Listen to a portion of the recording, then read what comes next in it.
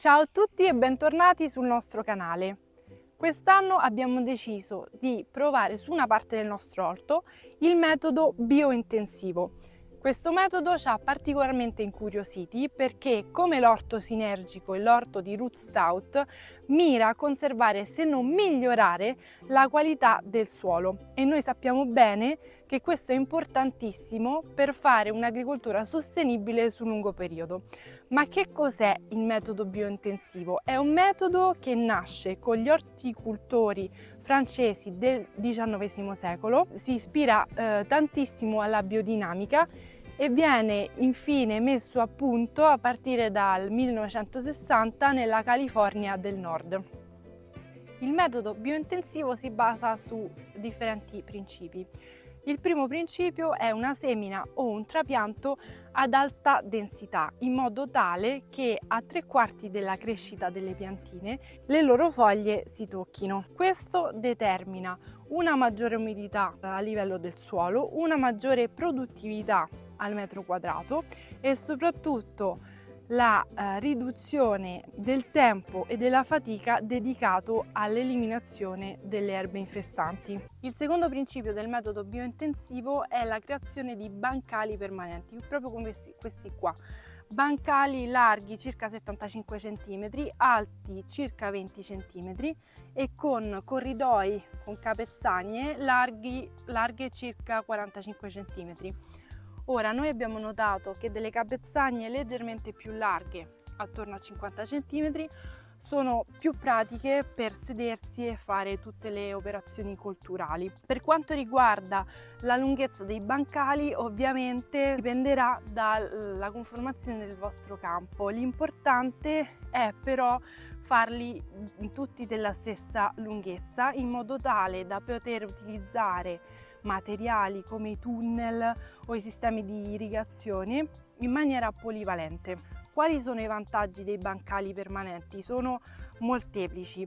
Il suolo, proprio perché è rialzato, si scalda di più, c'è un miglioramento a livello del drenaggio, non c'è compattamento del suolo perché il passaggio di persone e attrezzature è obbligato sui corridoi ed infine andremo poi a preparare solamente il suolo che effettivamente utilizzeremo per la coltura, quindi c'è un risparmio di tempo. Per quanto riguarda l'orientamento dei bancali, quella nord-sud è quella più efficace per quanto riguarda la ricezione dei raggi solari, mentre se ci sono delle pendenze è consigliabile orientare i bancali in modo che non ostacolino il decorso delle acque piovane.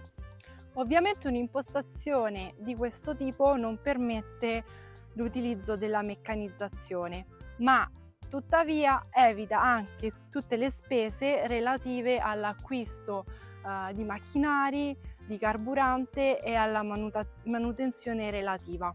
Esistono poi tutta una serie di attrezzi sia manuali che meccanici appositamente progettati per effettuare con relativamente poca fatica tutte le operazioni colturali all'interno dell'orto biointensivo.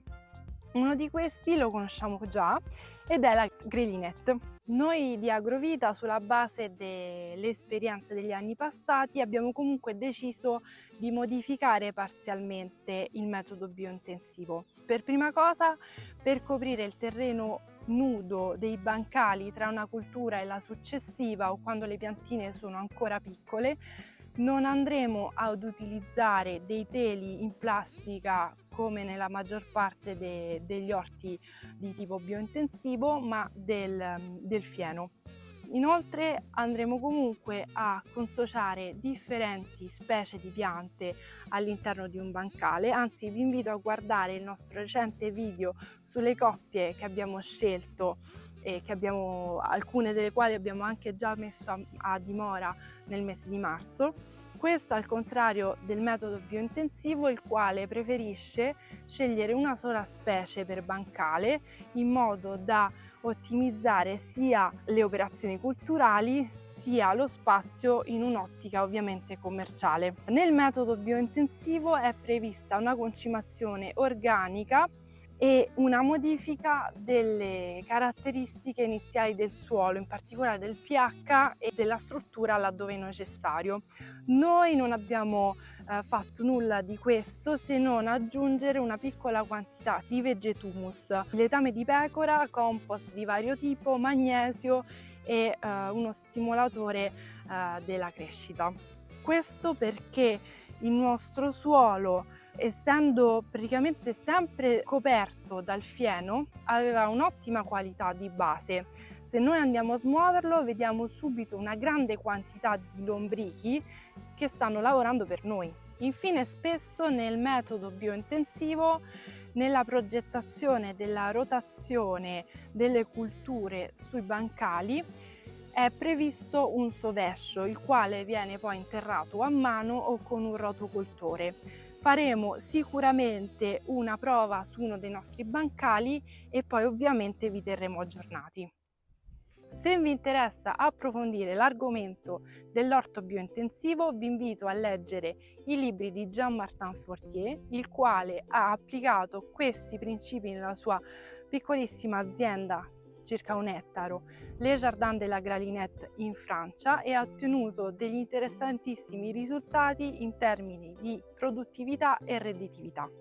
Come sempre, la parola d'ordine, sia che facciate questo per passione o per lavoro, è sperimentare, porsi delle domande in un'ottica di continua evoluzione e miglioramento. Mi raccomando, fateci sapere cosa pensate del metodo biointensivo, se lo conoscevate già o se dopo questo video vi è venuta voglia di provarlo. Vi ringrazio per essere arrivati fino a qua, mi raccomando seguiteci e noi vi aggiorneremo sugli sviluppi. Vi saluto, ciao, alla prossima!